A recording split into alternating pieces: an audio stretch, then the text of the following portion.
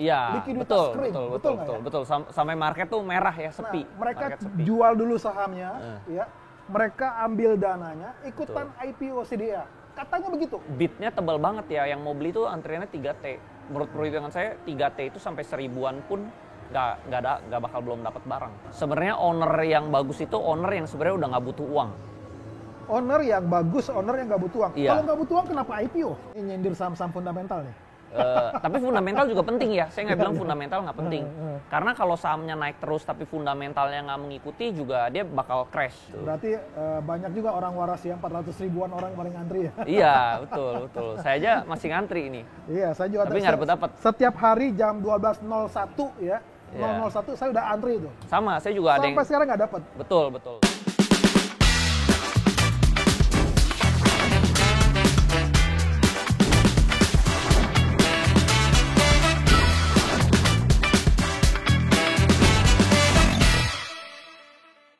Ketemu lagi di acara The Fit Post Show.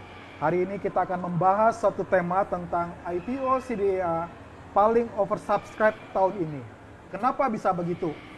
Nah, hari ini kita mau bahas, ini paling menarik ya, terutama Anda yang trading saham atau investasi saham. Kelebihan permintaan itu sebanyak 563 kali lipat.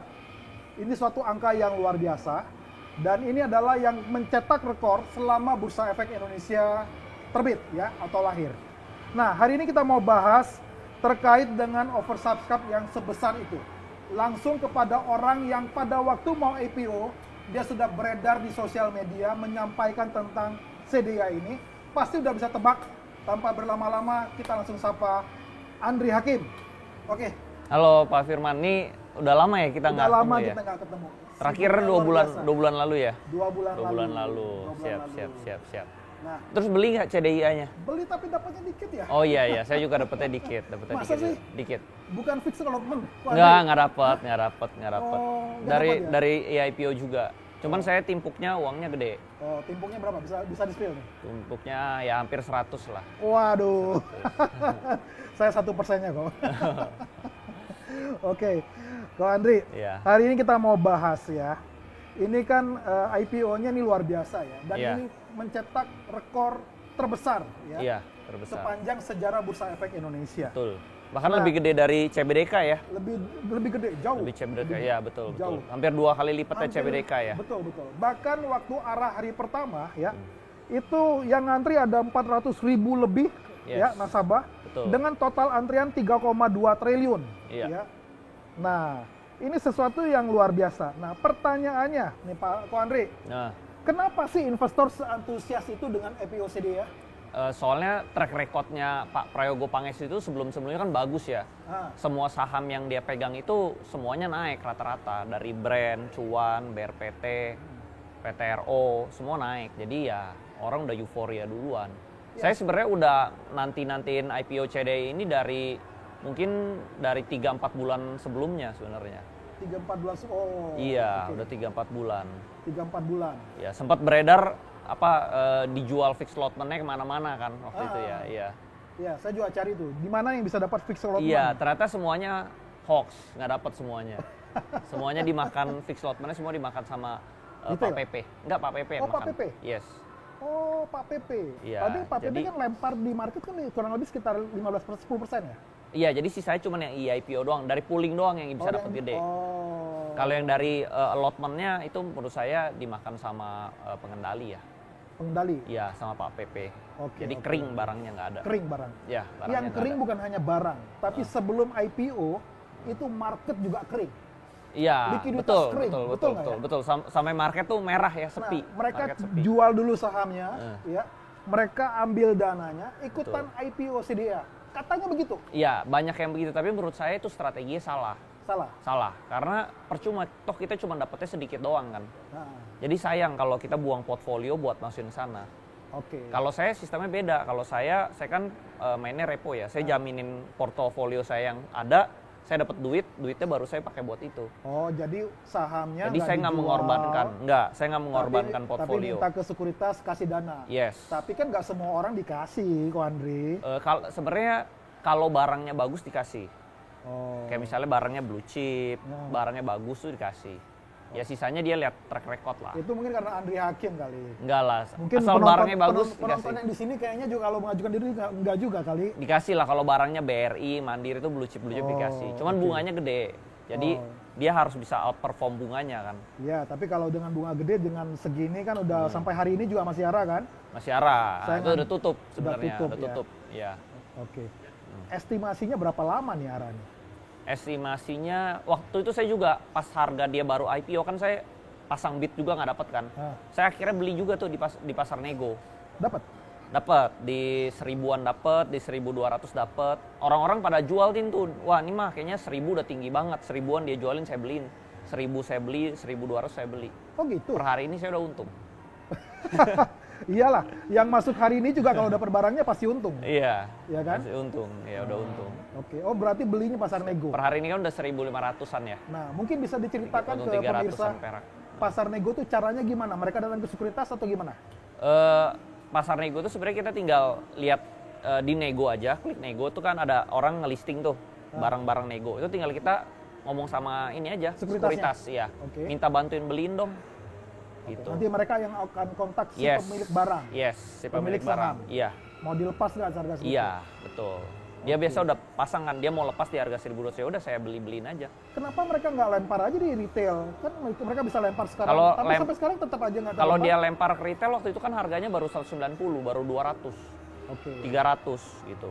Orang merasakan, wah dia jual di 1200, saya udah untung 3 kali lipat. Kemarin di pasar nego berapa harganya? Saya beli di 1200.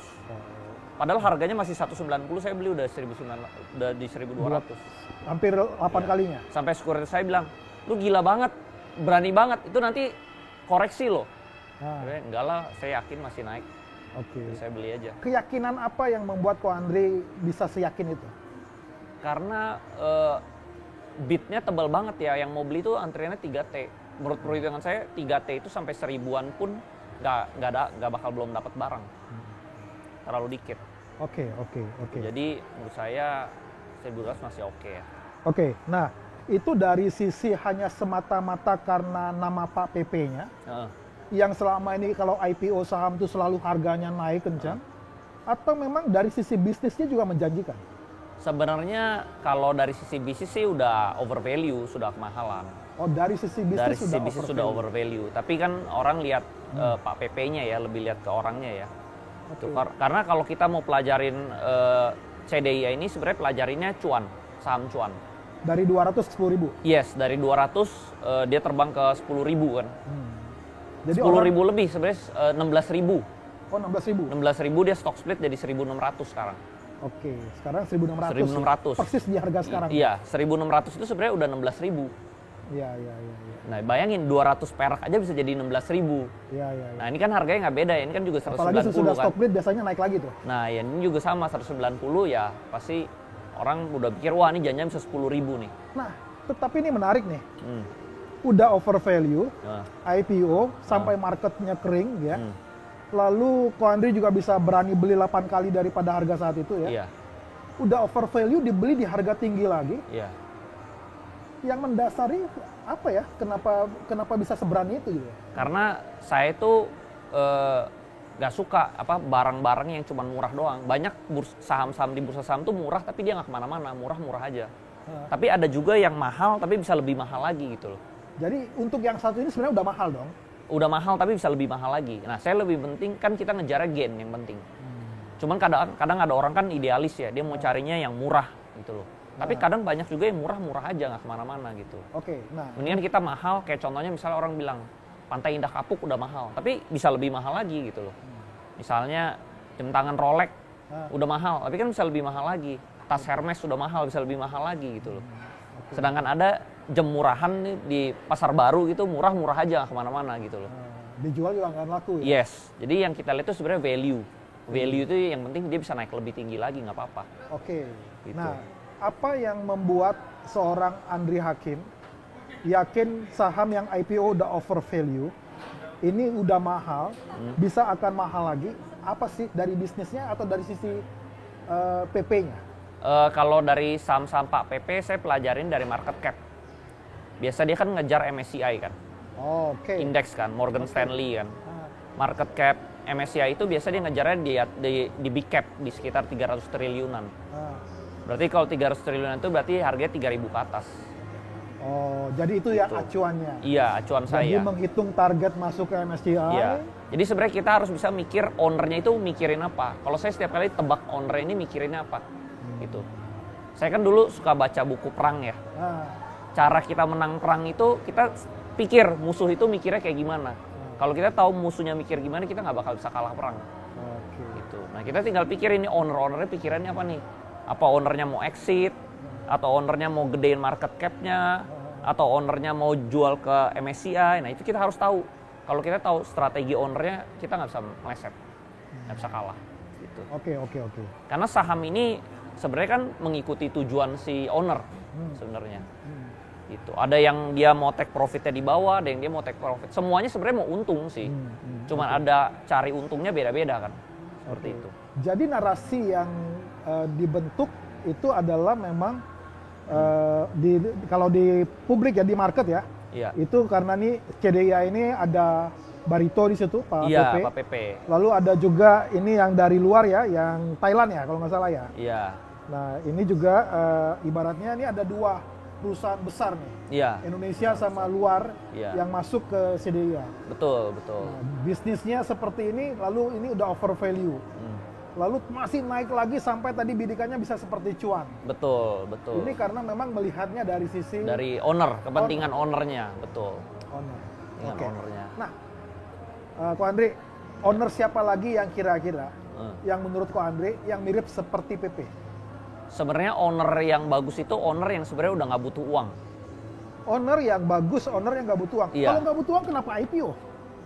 Dia cuma mau gedein lagi, mau gedein lagi, mau legacy, atau dia mau gedein projectnya lagi lebih gede lagi. Oke. Gitu loh. Jadi maksudnya dia Dia nggak visinya tergiur memang- uang kecil. Oke, maksud visinya memang dia ingin membesarkan bisnisnya sebesar-besarnya. Betul. Cuman kebanyakan owner, 99% owner itu dia udah tergiur uang kecil. Dia IPO dapat uang awal, wah dia lihat nih retailnya banyak yang ngantri. Dia udah tergiur tuh. Dia kan bisa hitung antrian segini dikali harganya sekarang dia udah dapat misalnya 100-200 miliar. Dia udah tergiur buat dapat 200 miliar itu. Oke. Nah, justru susah cari owner yang tidak tergiur. Padahal Pak PP kan punya power buang 3 triliun tuh. Iya. Dia tidak tergiur ambil 3 triliun di market itu. Padahal kalau dia buang di harga 190 dia dapat 3 triliun. Dia tidak tergiur 3 triliun itu. Tapi kan kalau harga sahamnya udah naik, dia buang kan lebih gede lagi yang dapat. Liquidity-nya kan mengecil. Contoh misalnya pas di IPO itu ada yang ngantri 3 triliun. Sekarang itu sebenarnya ngantri cuma 2 triliun. Walaupun lebih besar harganya mahal, tapi dia sebenarnya lebih kecil yang antrinya, yang mau beli menurun. Karena semakin tinggi yang antriannya bakal semakin mengecil. Oke. Gitu. Oke. Jadi sebenarnya kalau dia mau jual sekarang nih ke market, Ah. dia cuma dapat mungkin 1,5 atau 2 triliun. Oke. Nah, lalu pertanyaan sekarang, fundamental dan euforia.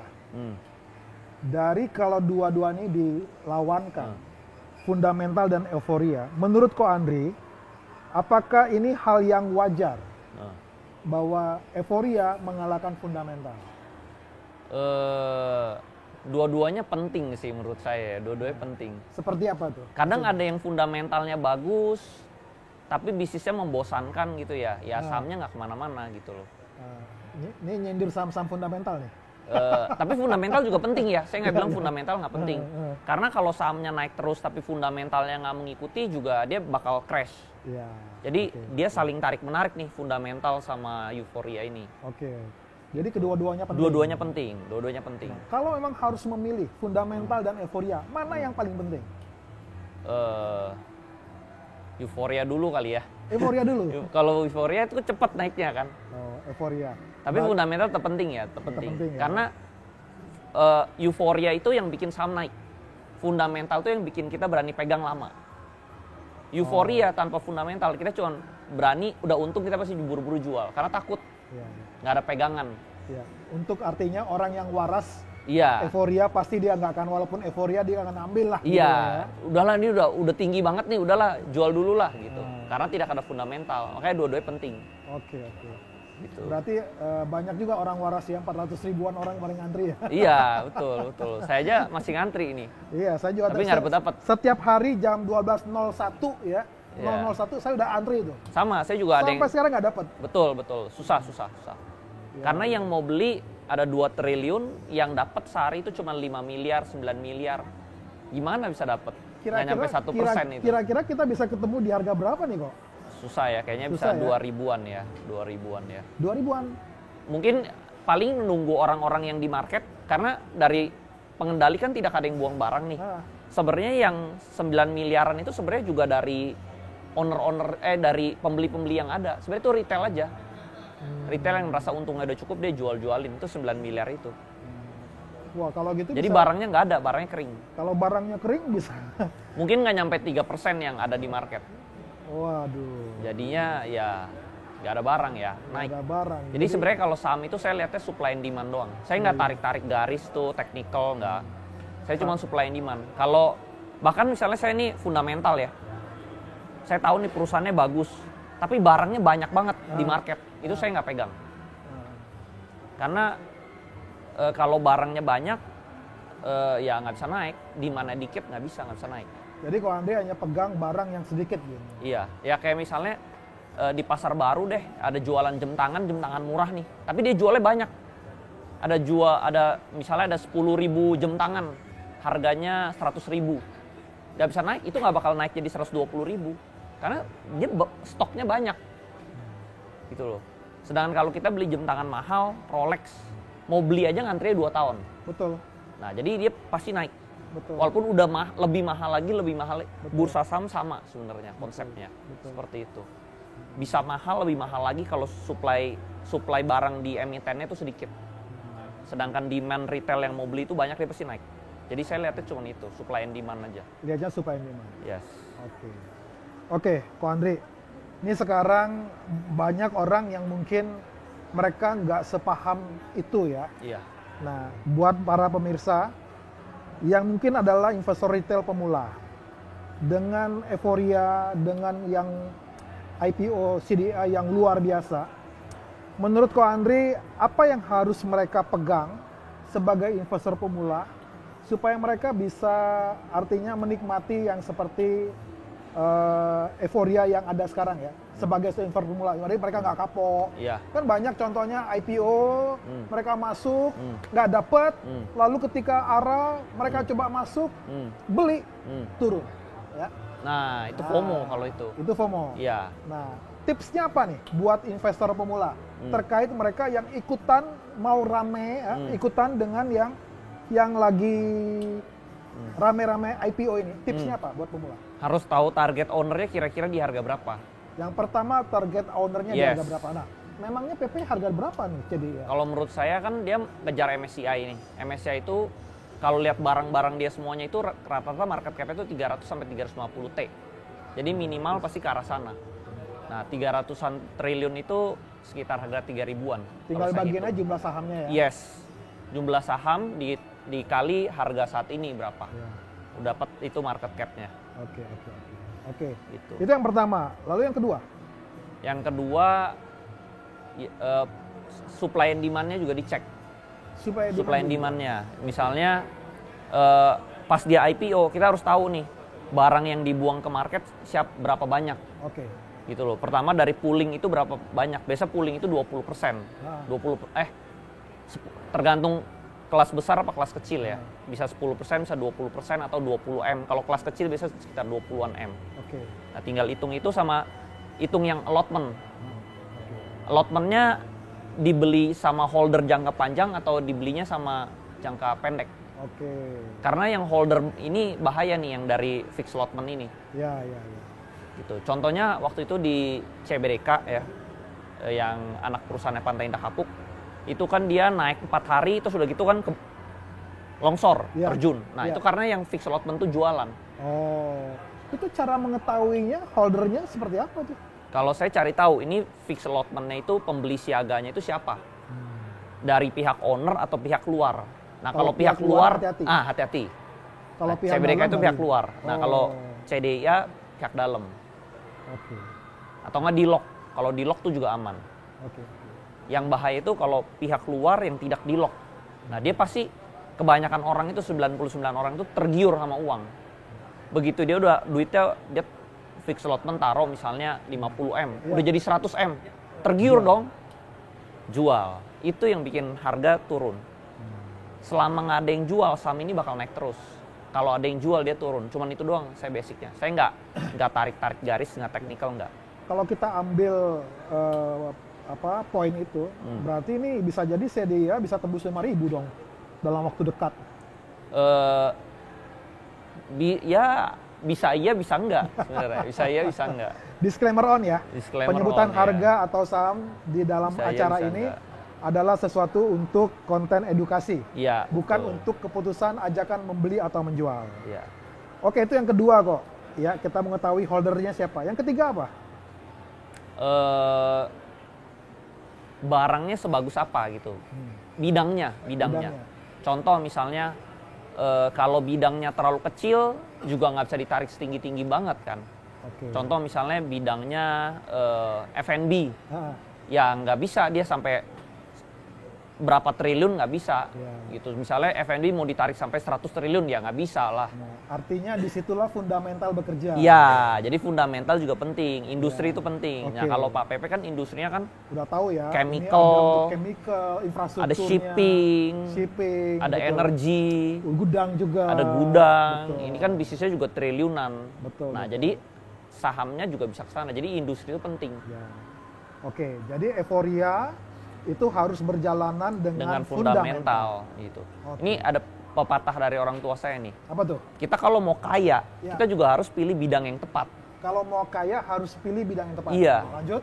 Mau sejago-jago, misalnya mau sepinter-pinter apa, sejenis apapun, kalau bidangnya kita salah, nggak bakal bisa. Misalnya kita jualannya bakso, Nah, bisa nggak jadi triliuner? Nggak bisa.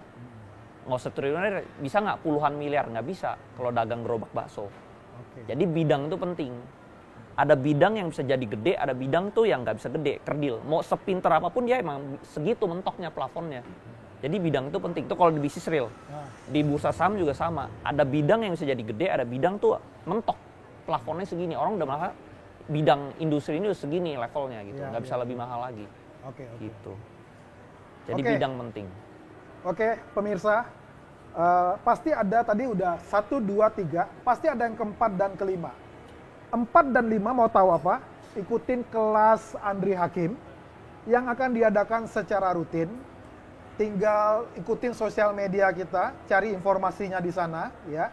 Bisa daftar di situ. Dan acara ini diadakan rutin kelas ini. Saudara akan bertemu dengan Andri Hakim, ya. Dan kita akan bisa ketemu juga dalam acara podcast seperti ini langsung ketemu sama orangnya. Dan tanpa berlama-lama, ikutin terus acara podcast ini bersama dengan Andri Hakim.